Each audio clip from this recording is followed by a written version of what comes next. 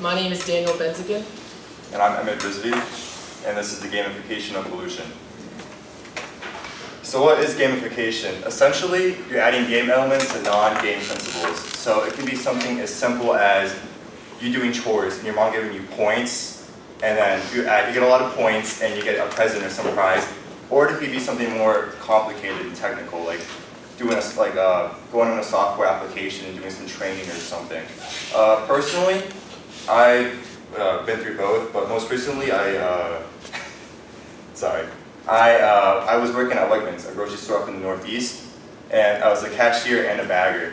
And in order to learn how to bag, I had to go on an application and actually, there was like a virtual bag, and I was moving items, and simple stuff like don't put the bread on the bottom of the bag, don't put the chips on the bottom of the bag. But surprisingly, I actually learned a whole lot from that application, and I was very surprised about that. Another good example through education would be if you ever use software like Compass Odyssey, when they're teaching you English, math, and science when you're in elementary school. Pollution, all right. Sometimes it's kind of a touchy subject for some people, but this pollution, it's an eminent issue today. There's numerous types: air, water, soil, the whole works. There's tons of non-profit organizations. There's the UN. They meet yearly. They talk about pollution and what they can do to fix it.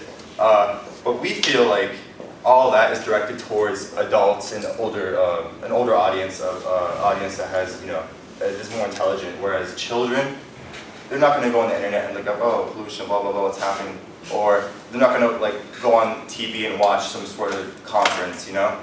Basically, they're just throwing a textbook at them, and they're like, okay, this is what air pollution is. Oh, no. And it's it's just very simple, and we want to change that.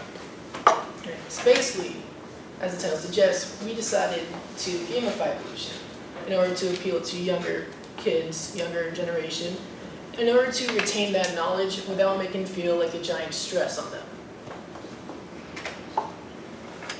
So our objective is to promote awareness of the effects of pollution to the younger generation, and we'll do so by creating a game, essentially. It's simple as that. Simple, yeah. Sometimes less is more, man. Less words. And So, do it. with it, our hypothesis is if we apply gamification to pollution, through the game that we create, it will be able to help retain that knowledge to a young generation in order for them to, hopefully in the future, be more aware to the environment and to pollution itself. So, how we decided our game would be, have you ever played a puzzle platformer? Something like PS2 games, Spyro, or other games where you just jump around from area to area. That's how our game would be. We decided for it to be 3D was the immersion factor. Some other platform would be like Mario. I'm pretty sure that's pretty common. Now, however, with Mario, the old games, it was 2D, it was flat. You see one perspective. With 3D, it is a giant sphere, you turn around, you see more. Now, puzzles will be the best way to inform people through challenge and results. So our age group would be 7 to 13-year-olds, as that is usually the young generation that would be more interested in puzzle platformers. And we decided it would be either a computer game or a mobile application.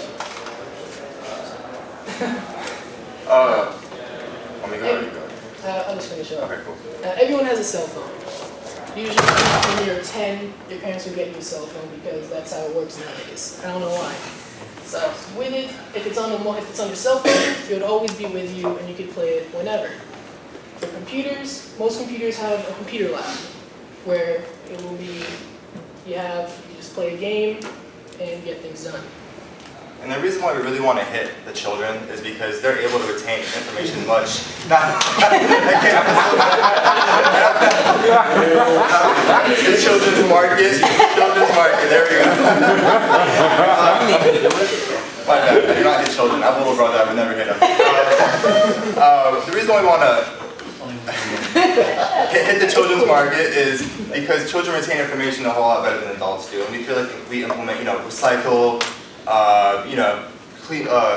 cleaner energy, cars with better gas mileage, maybe hybrid vehicles. Maybe that will stick to them in the future and it will influence them in their decisions. And something I forgot to mention, how the game would be is, there's different types of pollution as we mentioned earlier. How we do it, we would split it up into zones. So one zone would focus on air pollution, another would focus on noise, water, etc.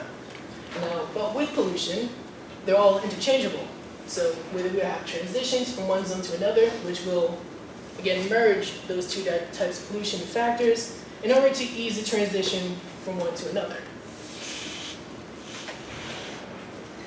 For potential companies, we believe educational establishments such as schools in order to improve learning.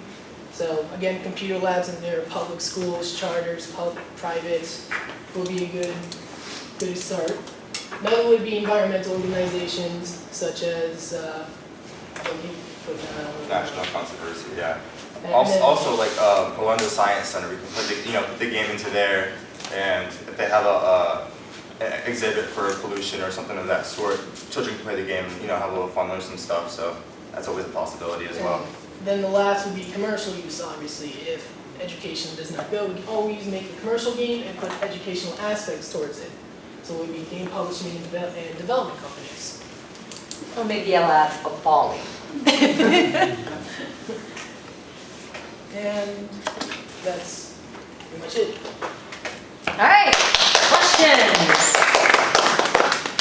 Do you get some influence from Super Mario Sunshine? Because I noticed that the 3D elements, the platforming, and the cleaning style is heavily referenced in that as well. Kind of, right? Yeah, kind of. It's just, I was always a big fan of platformers. I like puzzles. That's something I loved when I was little.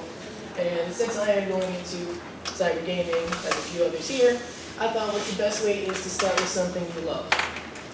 And with it, puzzles are again been proven to the cause and effect, the challenge and reward, easier to maintain information for small children.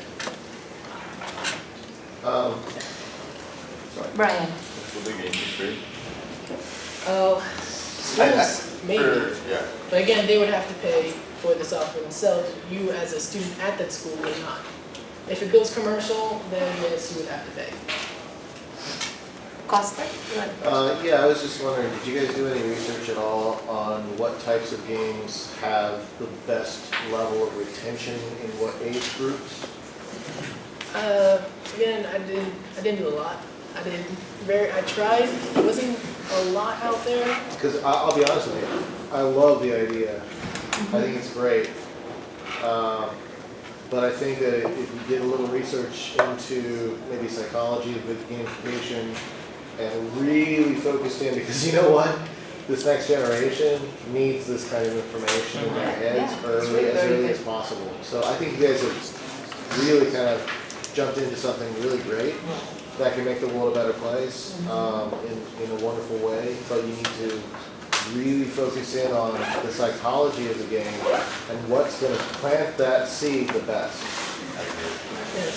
The most Very good, The most I could find was aesthetics, like bright colors, make everything good. There's a whole range of information you can So what can we expect at the end of the semester for this? Where are you in terms of the development So of I this? mean, personally, I don't have any gaming programming background. Right. Yeah. So just putting the Maybe whole some design together? conceptual arts and stuff like that, and obviously what the game is about. Right, The most right. would be like, say, we had a portrait. Design of the whole thing. Yeah, It okay. would mostly be Good enough. drawn and. Right, and what programs really you're gonna put into the game? Yeah. Yeah, exactly, All of exactly. that. Okay,